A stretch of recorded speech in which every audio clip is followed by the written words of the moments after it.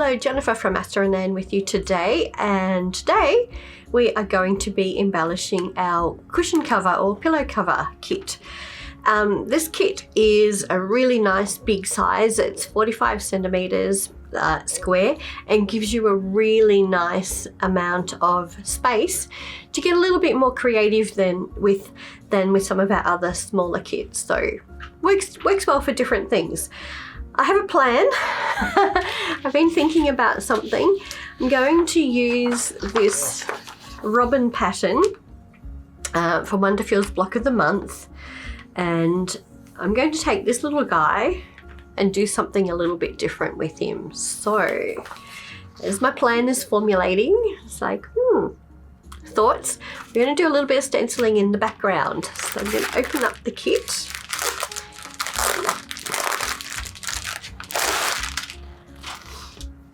And with our cushion cover, you do get some pins and needles, which is very handy. But our cushion cover already in the back already has the zipper inserted, which is awesome. So that's already done for us. And then we've got our nice big front piece. I'm just going to concentrate today on the front, and I'm going to do, as I said, some stenciling. So I'll pop the back away and get this piece here. Normally, if it was a little bit creased like this, I would pop some spray starch on it and press it out. But we will be ironing it anyway after we have done our stenciling, so we can get those creases out then. I've chosen to use this, whatever you want to call it, hexagon chicken wire kind of stencil. I think it's going to work well with the robin, and I don't want to do the whole thing. I'm just going to do a section, and I think it'll be something along these lines. So I'll be trying to, again, unfortunate I have two of the stencils. If you were doing this at home, then you would certainly look at just doing one part and then moving your stencil and doing the second. Just making sure I'm in the right spot. Also, a little handy hint that you can do sometimes if you're a little unsure about your stencil, maybe with moving, you could pop a little bit of masking tape on there. Masking tape, painter's tape, just to hold it down in place while you're doing your stenciling. I'm using some blues for the background of my robin. I've got this paint I'm going to use. This is from my friends at Artistic Artifacts. Pop some in my palette. And it's surprising how much you need. The felt does absorb a bit of the paint. I've got another blue here. This is a metallic one. So I'll pop a little bit of that one in. I love metallic paints. They just give that little bit of an extra sheen and luster, and pop. And some white. Again, I like to have white. I'll often put white down as my base layer first, just random, and then the other color on top to give it, I guess, a little bit of a vintage textural kind of look. And lastly, I have my sponge. For stenciling on the felt, I find the sponge works the best way. I have tested a whole bunch of other things, but for me, the sponge was the one that worked. And when I use it, I squeeze the sponge. So I'm now just using that part as a bit more of a dabber, if you like. So that's how I use it. I squeeze my sponge, and then some of the white paint. Now, I'm just going to do random. So I want this in the background. I don't really care. I am kind of wiping it, as you can see, on. We've got some parts where we've got darker white than others. That's just the way I want it. So there's my white, and now a bit of blue. And I'm going to come back and put some of the metallic over the top so they get that little bit of a blingy shine kind of thing coming through. I personally love this bit. I like getting my fingers dirty. It's a lot of fun. I love this process of creating my own background. Now with this particular stencil, you can see it's got parts of it that have been covered over. I'm going to pick that up. There you go, check that out. Looks kind of cool, huh? I'm going to pop it back down and move it because I want to expose those hexagons that were covered over. And just popping the stencil back down, and I'm going to use the metallic paint, and I've just used that fairly liberally just to cover over those spots, and that's actually going to give us a really nice dark deep blue. And there we go, looking pretty good. I'm happy with that. Okay, look at this. It's all done and it's nicely dried. It's looking pretty good. I'm loving, you can see these bits of metallic paint through there, which is really good. So before I do any further embellishing though, I need to just take some parchment paper, baking paper, one of those types of things, and we will just heat set the paint as well. So my iron's warm, and we'll just give it a good little iron.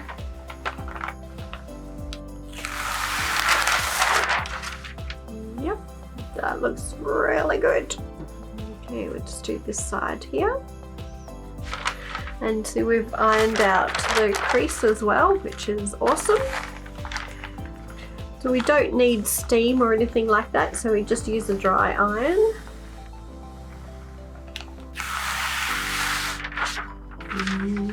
Looks good. Alright, so here I've got my cushion cover here, and my plan is for using this robin. I'm going to make him a little bit more of a Christmassy robin, so I'm going to change him to be a bit more red.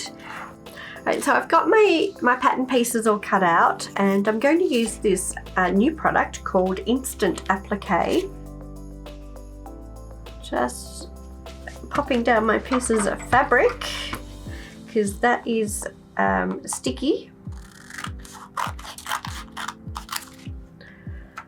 Get rid of that bit,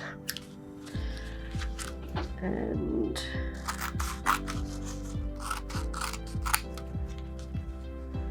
we'll get these pieces cut out. So I'm choosing to give my little robin, it's going to have a little red breast because I want to make him a little bit Christmassy. My plan is to create a wreath around the robin. So we'll just cut this out. Okay, that's that one. And then the lower body.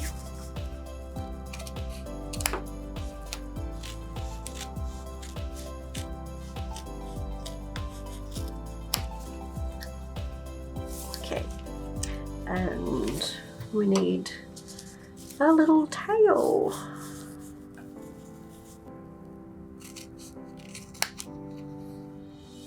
So that would be our little birdie. I'll get him into position shortly. But first of all, I've got a circle here that's a 25 centimeter in diameter circle. So before I pop him in, just want to put this down because this is going to be, I'm going to lay the wreath around that. And I've used 3 colours out of our package of wool. No, sorry, 4 colours. So 4 colours out of the package of wool, and I've already cut out a bunch of circles, and that's what I'm going to lay down around here. So different stabilizer because I did actually cut these with a cutting machine. And I just want to put them down randomly. We're going to overlap a little bit. So something like that. I'm going to just pin these.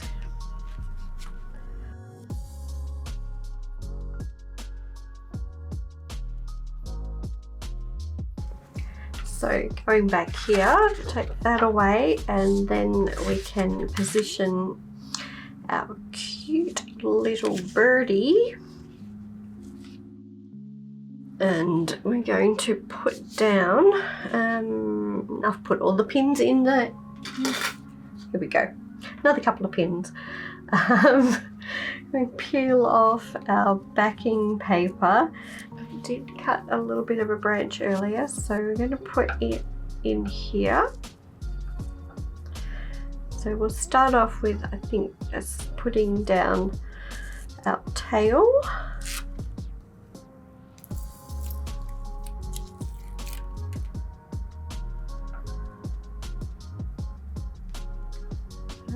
Our tail, our branch will go over the top, and we need to actually stitch that down first, and then we will do the rest of it.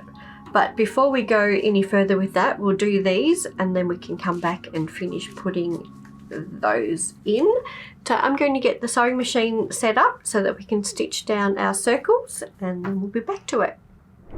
Okay, so in between my time of getting up the sewing machine and having a look at our wreath, I've decided to pop in a couple of leaves. So I'm going to stitch those in first. I've just cut out a couple of melon shapes, stitch those first, and then we will do the rest of the circles. I'm using a D-twist thread because I really like the texture that you get from this thread rather than the variegated. It's two colours twisted together, and I love the effect that you get with it. Let's get these leaves stitched down, and I'm going to do one of my favourite stitches, which is blanket stitch. I use it a lot. It's good to just pivot at the corners.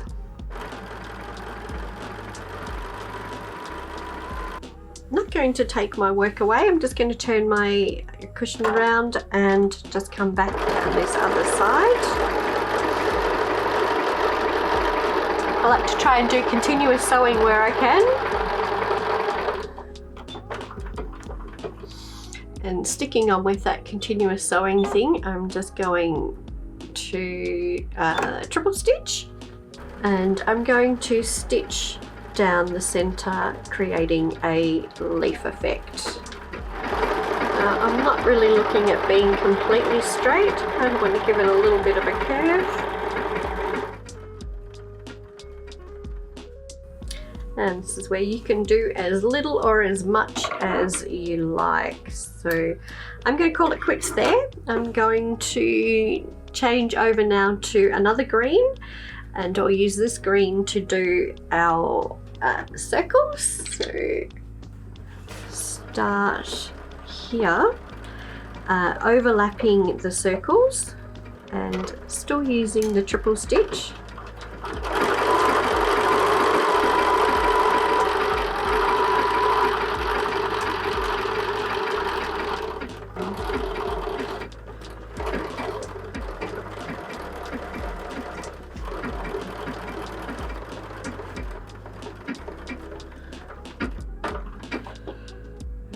And just move on over.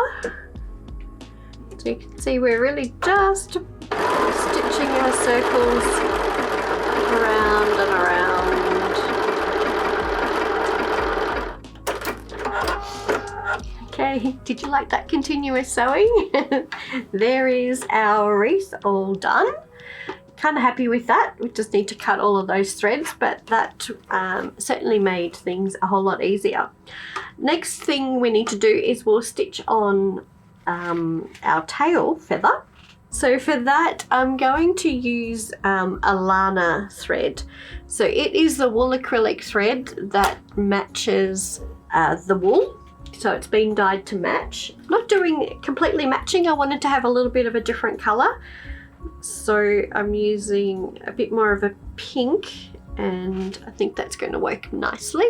And you probably guessed it, but we're going back to do blanket stitch again. Hey, hey, what a surprise, huh? So this thread has often been it's been predominantly used for hand stitching, but I actually really like using it in the machine.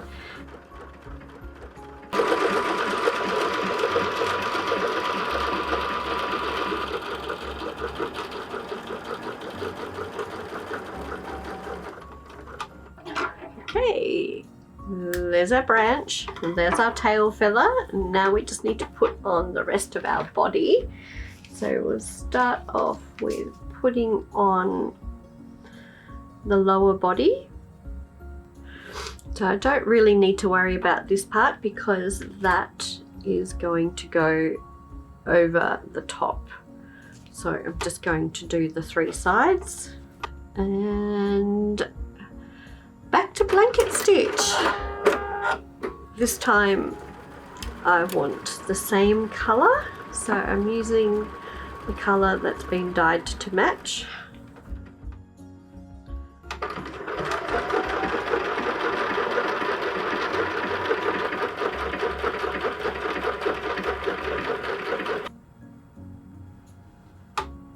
we go.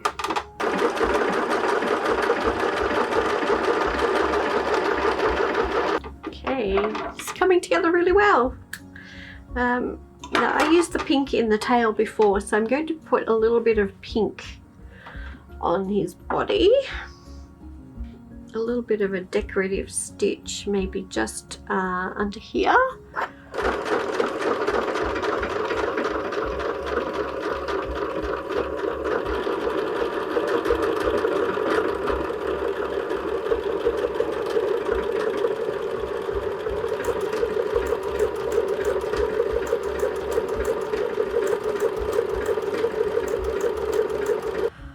Okay, so as per the pattern, we've got adding in a little eye, and I have actually made my own little beak. So it's kind of a little triangle thing going on there. In the robin pattern, it is a beak made out of thread, but a hand stitched one. But because we're not hand stitching anything, we're just going to go with one out of the felt. So there's my little beak. So just stitching the little beak on. Nothing fancy here, just doing a straight stitch. Stitch the eye on.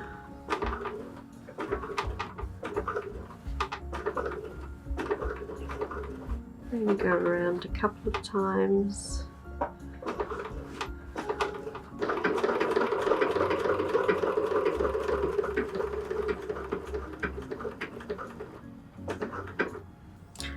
Okay, there we have our little robin.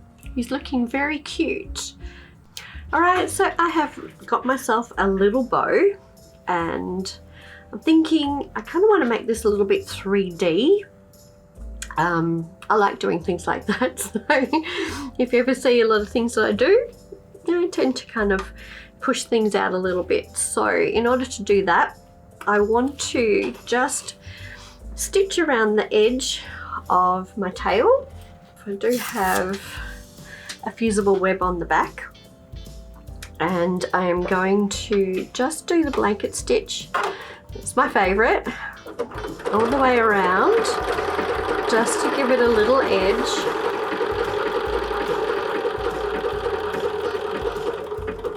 Which it kind of doesn't give it a true blanket, but I guess a little bit more of a zigzaggy thing, but we gives an interesting look.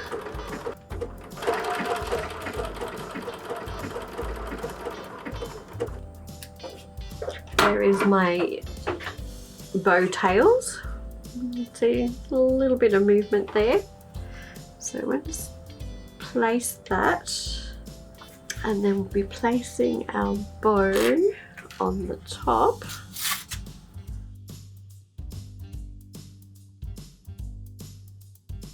So I'm going to go over the top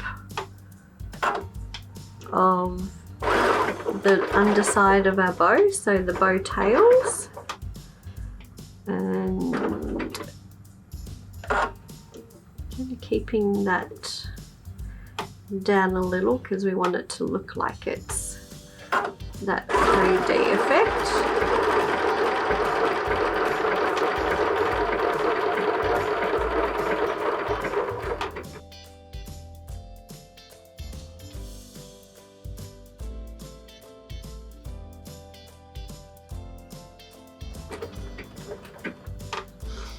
I'm just going to swap over to the triple stitch while I'm here, because what I want to do is give the illusion of a knot here.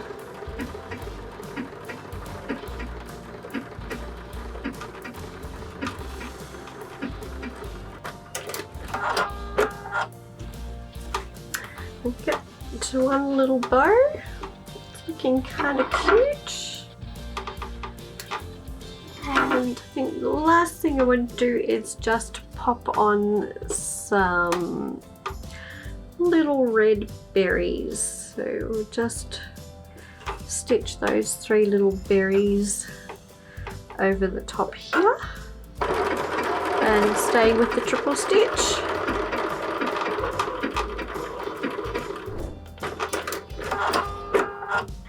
Okay, let's just trim this up and have a look. One little bird in a wreath. Just come up really well. Okay, well here we are. This is the final stages. Really just stitching our cushion cover together. The beauty is we've already got our zipper inserted, so we don't need to do anything else apart from stitch these 4 seams together. I like to start at the top on one of the corners and then do the side seams. So, and with this I'm going to do just a straight stitch and have about a 6mm seam. Okay, here we go, all finished, and pretty happy with this little one. It's kind of cute, there's little red robins, so I think this would be a really cute little pillow or cushion to put out for Christmas time in the lead up. And the felt, this kind of texture is really nice and snuggly, so it'd be a nice one to just snuggle into. So our cushion cover, as we've looked, so simple and easy to put together. Just those 4 seams, no zipper required because it's already done. And there are a bunch of other things that you can do with it too. But before I go there, sorry, I should just remind you that I have used WonderFil's Block of the Month Passion to do the little robin. Just put my little spin on it, so I'm very happy with that. Really love the wool acrylic threads, so the Alana thread. That works really well here, and also our D-twist, which is a personal fave. It really is a personal fave. And I'll just show you a couple of other things that I have done with our cushion or pillow. And this is another applique one, little China doll, using lots of 12 weight thread and nicely featured and a lot of fun. So she's beautiful. And another one, and you can see, yes, D-twist really is my favorite because I have used it again. And you can see here that I have just done a lot of stitching in the background, and that gives it some extra texture. So stitching straight into the felt works really well, just to get that extra texture to it. And I have embellished the back of this one. Personal choice whether you want to go that way or not, but you can see, you know, it does look effective. And I've done some straight stitching that way and on the diagonal that way. So that's our cushion pillow cover, which I enjoy doing. I enjoy embellishing a lot, and I hope that you have enjoyed watching this video. If you want to see more inspiration and more ideas as well, you can go to our website, asteranne.com.au, and also follow us on Facebook, Instagram, Pinterest, YouTube, TikTok, all the things. And yes, don't forget to like, comment, share, subscribe to all of those things, and hopefully see you again soon. Thank you for watching. Thanks for watching, and if you enjoyed this video, don't forget to like and subscribe for more great tips, tricks, and tutorials. You can also sign up for our weekly newsletter to get the first look at free projects, sewing tips, and inspiring tutorials delivered right to your inbox. Check out the description box below to sign up, as well as find a list of stores and retailers that you can purchase WonderFil threads from in your country.